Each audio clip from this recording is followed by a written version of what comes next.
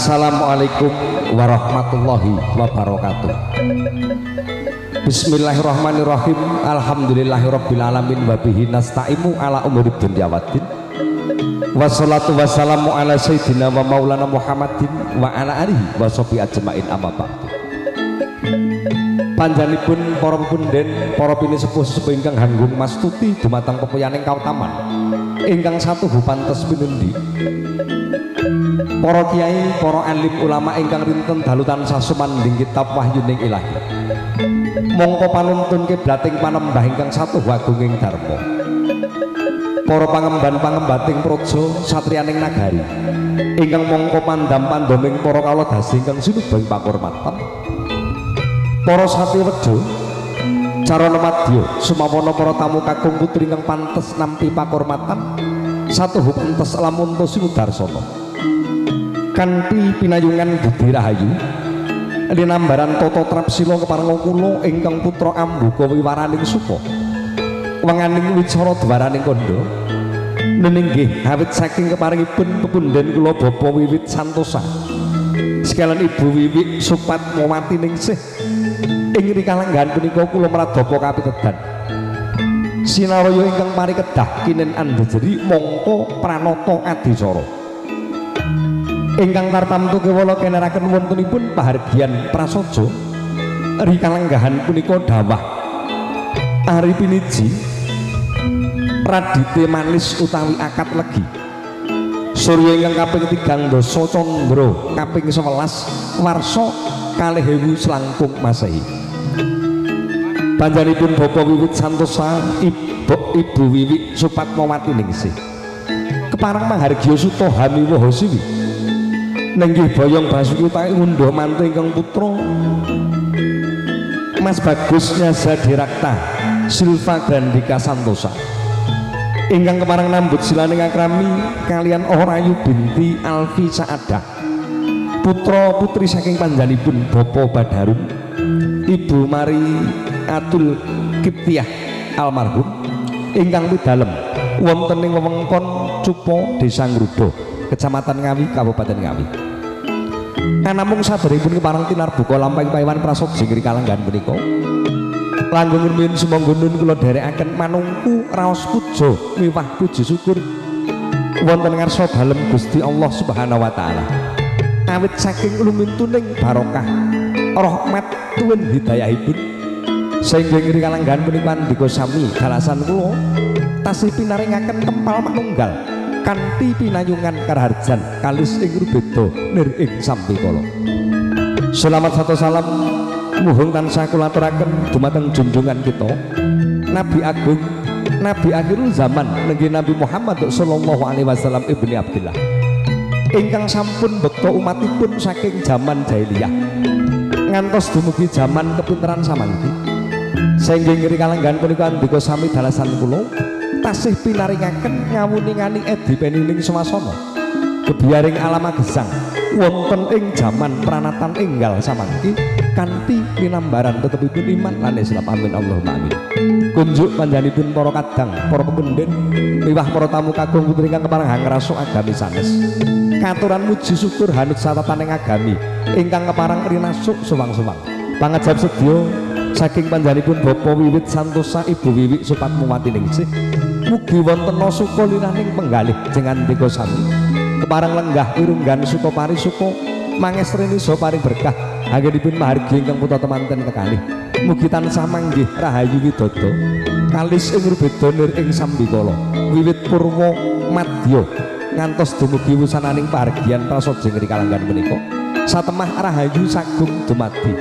rahayu ingkang hamengku gati rahayu ingkang sama makarti saha rahayu ingkang kepareng rawuh kakung Sumana Putri nuwun kawula nuwun.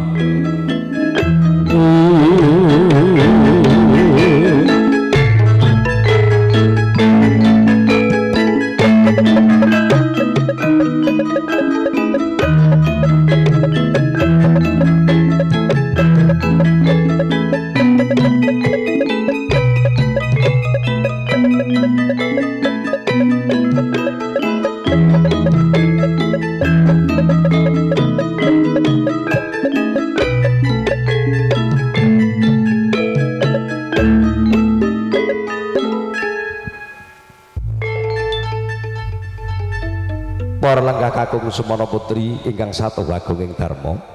ambek bilih sampun tumapak tabuh ingkang sampun kemarang kadhawaken dening pujangga sepuh mundi dawuh saking panjenenganipun Bapa Wiwit Santosa Ibu Wiwit Supatmawati ningsih sumangga sinarengan kula ingkang putra pambiwara tinarbuka lampahing paewahan prasaja ngri kalanggan punika kanthi waosan umul kitab kabeh sepindhah sesarengan monggo nuwun kula dherekaken Barokati al-hadiniyah al-fatihah a'udzubillahi minasyaitonirrajim bismillahirrahmanirrahim alhamdulillahirabbil alamin arrahmanirrahim maliki yaumiddin iyyaka na'budu wa iyyaka nasta'in ihdinas siratal mustaqim siratal ladzina an'amta 'alaihim ghairil maghdubi 'alaihim waladdallin kepareng satata tinarbuka kanthi raharja lampahing paewan prasaja ngri kalanggan menika ambek bilih kadang-kadang pangombyong temanten putri keluarga ageng panjenenganipun Bapak Badarun Ibu Mariatul Kiptiah almarhum niki rama ibu saking Orayu binti Alfi Saadah pidalem saking wewengkon Supo Ngrudo Kecamatan Ngawi Kabupaten Ngawi mbok bilih sampun kepareng satata rawuh kepareng satata mangke hangan titindak ira siap mojo penganten kekalih panjenenganipun Mas Bagus Nyaza Direkta Silva Grandika Santosa kelawan Orayu binti Alfi Saadah saperlu kawisuda hanut satataning adat miwah budaya ingkang sampun lumarap wonten ing wewengkon Perum Bumi Karangasri Blok D2 17 Gang Rajawali RT Gangsal RW 13 Karangasri Ngawi kemaringipun satata ing kalanggan punika kadherekaken kadang-kadang ingkang sami kepareng dherekaken sinarengan kadang-kadang juru pangadi busana MUA make up saking panjenenganipun Mbak Arya keparingipun kasengkuyung kadang-kadang saking Sekarelok dekorasi keparingutan kata lumpen kadherekaken kadang-kadang Gema audio ugitan kata lumpen kadherekaken kadang-kadang seniman-seniwati Yumanada ingkang sowan saking wewengkon Gereh satata nyengkuyung panjenenganipun pepunden kula Bapak Wiwit Santosa Ibu Wiwit Supatmawati ningsih anggenipun mahargya ingkang putra temanten kekalih Mas Bagus Nyaza Direkta Silva Grandika Santosa kelawan Orayu binti Alfi Saadah ingkang sampun anglampahi upacara akad dhawuh kanthi catataning agami kala wingi inggih dumawah Sabtu Surya ingkang kaping 29 Candra kaping 11 Warsa kalih ewu selangkung wonten ing dalem agung panjenenganipun Bapak Badarun Ibu Mariatul Kiptiah almarhum wonten ing Desa Cupo Dusun Cupo Desa Ngrudo Kecamatan Ngawi Kabupaten Ngawi kepareng ambek bilih sampun satata kadang-kadang pangombyong temanten saking Cupo Ngrudo Ngawi kepareng satata hanganti tindakira siap mojo penganten kekalih panjenenganipun Mas Bagus Nyaza Direkta Silva Grandika Santosa kelawan Orayu binti Alfi Saadah saperlu mangarak sowan ngesanipun Bapak Wiwit Santosa Ibu Wiwit Supatmawati ningsih saperlu kawisuda anu satataning adat miwah budaya ingkang sampun lumarap kapersaken dening juru panggih busana juru panggih ingkang pareng dherekaken kalanggan punika satata mratesaken upacara adat miwah budaya ingkang sampun lumarap wonten ing wewengkon Karangasri monggo kunjuk keluarga ageng saking Cupo monggo kepareng hangan titindak ira siat mojo penganten kekalih tumuju manjing wiwaraning pahargyan mangarep sowan wonten kesanipun Bapak Wiwit sekalian Ibu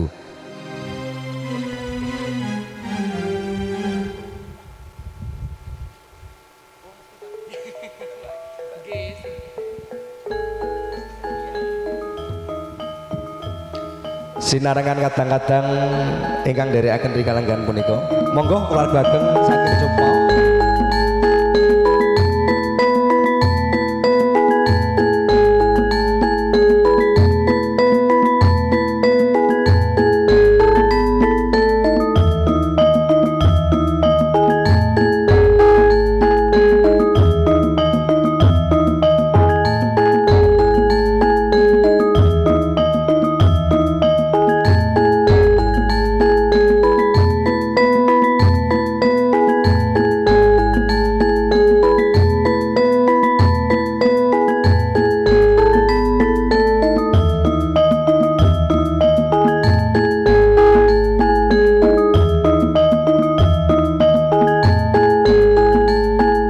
keluarga ageng saking Cupo monggo keparang satata hangan ditindakira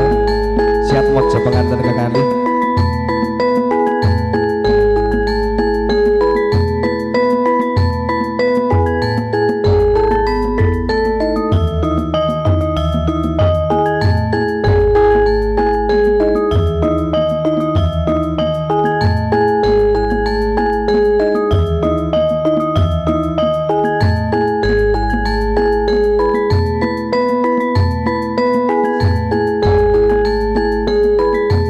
Monggo brayat ageng saking Cupo keparang hangan ditindakira siat mojo penganten kekalih saking sasana palaraman tumujung sasana rinengga. Kemarengipun satata kadhapaken lusatatan ing adat ingkang parang sampun sinengker monggo keluarga ageng saking Cupo keluarga ageng panjenenganipun Bapak Badarun Ibu Mariatul Kipti almarhum Rama miwah Ibu siat mojo penganten putri nggih ampun tebih-tebih monggo pangombyongipun mawon ingkang keparang tindak mriki saking wonten margi. Ngestakipun mantenipun inggih monggo ampun tebih-tebih pangombyongipun mawon ingkang keparang nderekaken tindak mriki sinambi keparang hangkrantu siat mojo penganten kekalih keparang sampun busana inggih monggo para kadang pangombyong keluarga ageng saking Cupo monggo keparang hangan ditindakira siat mojo penganten kekalih saperlu kawisuda anut satataning adat miwah budaya ingkang sampun lumarap wonten ing wewengkon Bumi Karangasri Ngawi Perum Bumi Karangasri RT Gangsal RW 13 Karangasri Ngawi satata keparang manjing sajuning sasana rinengga panjenenganipun Mas Bagus Nyasa Direkta Silva Grandika Santosa tumunten keparang mangarak sowan wangsanipun pepunden kula Bapak Wiwit Santosa Ibu Wiwi Supatmawati Ningsih keparang kawisuda anut catataning adat miwah budaya ingkang sampun lumarap wonten ing wewengkon Perum Bumi Karangasri monggo keluarga ageng saking Cupo keparang nderekaken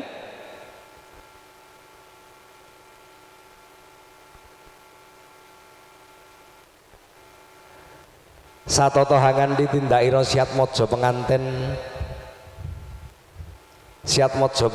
kekalih panjenenganipun Mas Bagus Nyasa Direkta Silva Grandika Santosa lawan Ora Rayu Alfi Saadah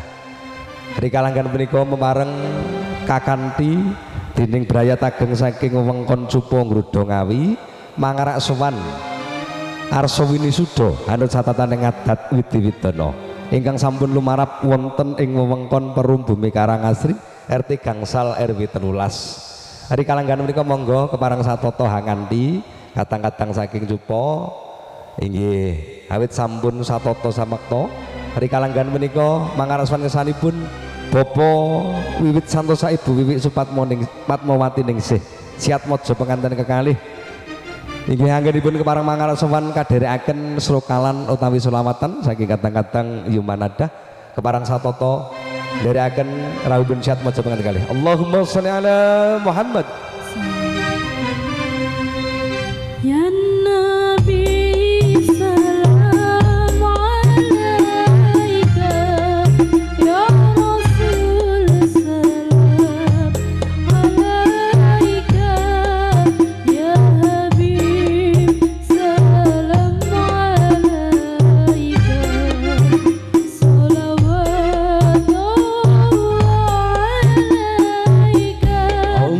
ya Nabi salam alaika ya Rasul salam alaika ya Habib salam alaika salawatullah alaika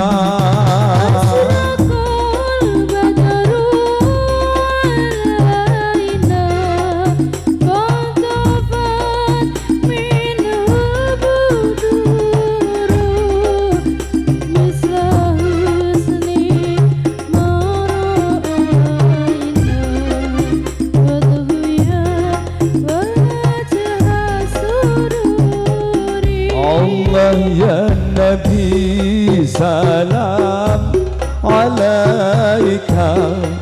ya Rasul salam alaika ya Habib salam alaika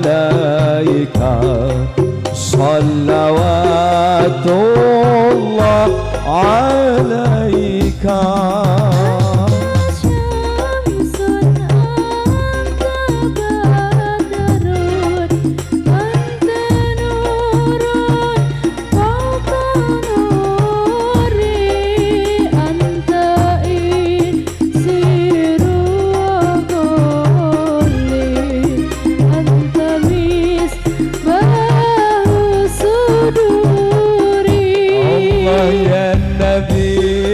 salam alaika ya Rasul salam alaika ya Habib salam alaika salawatullah alaika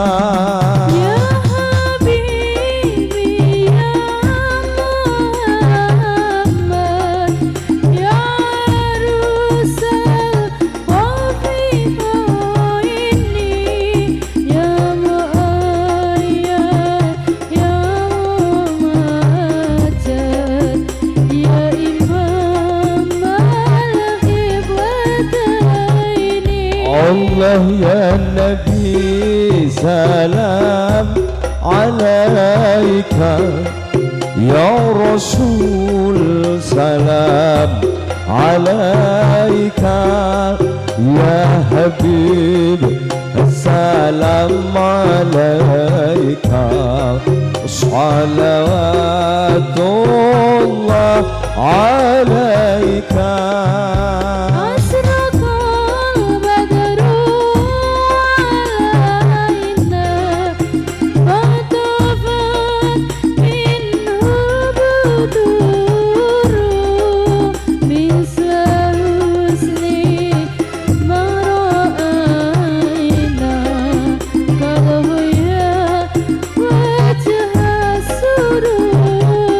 Allah ya Nabi salam alaika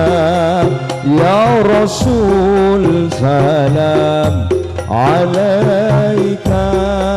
ya Habib salam alaika salawatullah alaika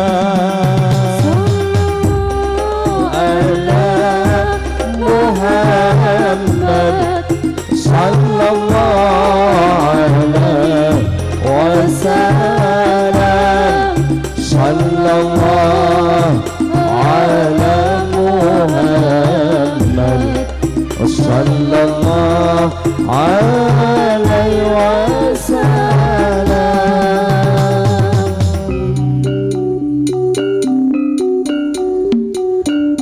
Keparang satoto siap mojo pengantin kakalih kadhawaken lut satataning adat miwah budaya ingkang sampun lumarap wonten ing wewengkon bumi Karangasri RT Gangsal RW 13 Karangasri Ngawi. Ing mangkono gegodhongan datan obah usik awit samirana datan sumindir. Kapabawan dumawahing kudrat ingkang maha kawasa nenggih pangjalu kelawan tanaya. Mas Bagus Nyasa Direkta Silva Grandika Santosa kelawan Ororayu binti Alfi Sadah ingkang sampun kepareng anglampahi upacara adat ingkang rikala mau kawiwitan saking upacara ambalang gantal siap mojo penganten kekalih kalajengaken Mas Bagus Nyasa Direkta Silva Grandika Santosa anglampahi upacara angidaan 3 ingkang cumaket ing bokor sakolan 3 pinidaing podho laju Ororayu binti Alfi Sadah sembah kolbu mring siap mojo penganten kakung Mas Bagus Nyasa Direkta Silva Grandika Santosa pralampita dene satunggaling satriya agung Mas Bagus Nyasa Direkta Silva Grandika Santosa minangka labuhan gesangipun Ororayu binti Alfi Sadah nggih ngebyur wonten madyaning bebayan agung swami ji sembaran ingkang roke ingkang mengku pralampita ngitsali saling sukirta mugi tulus mulya manggira harja pinaringan tirta wening kang mijil saking kendi pertola. Mugi merasa barang pakarti tansah linambaran weninging cipta meneping kalbu. Paripurna upacara panggih siap mojo penganten kekalih keparang siluban sindur ingkang hawarna reta mewah seta dening Rama Ibu ing pangajap.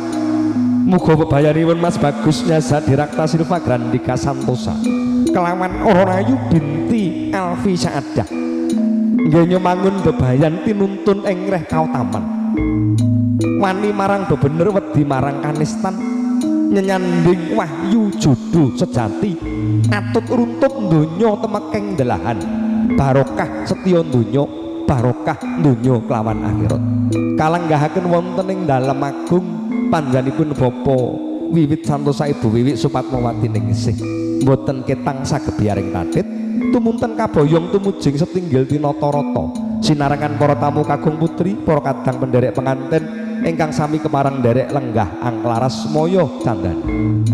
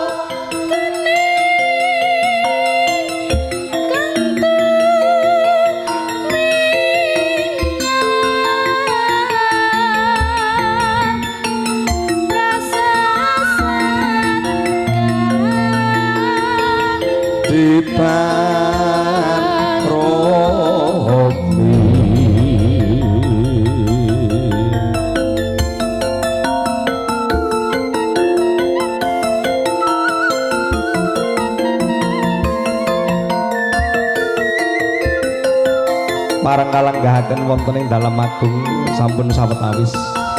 tumunten kaboyong tumuju ing setinggil tinata-rata siap mojo penganten kekalih.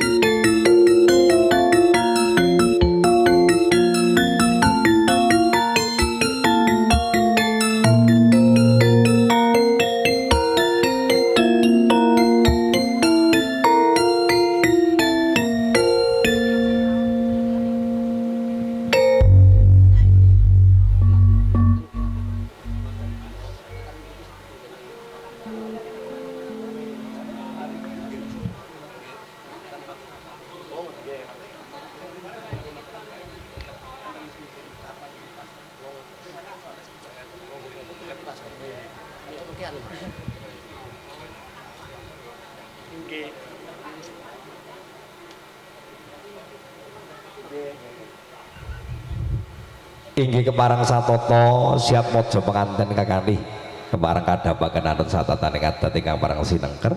wonten ing wewengkon Perum Bumi Karangasri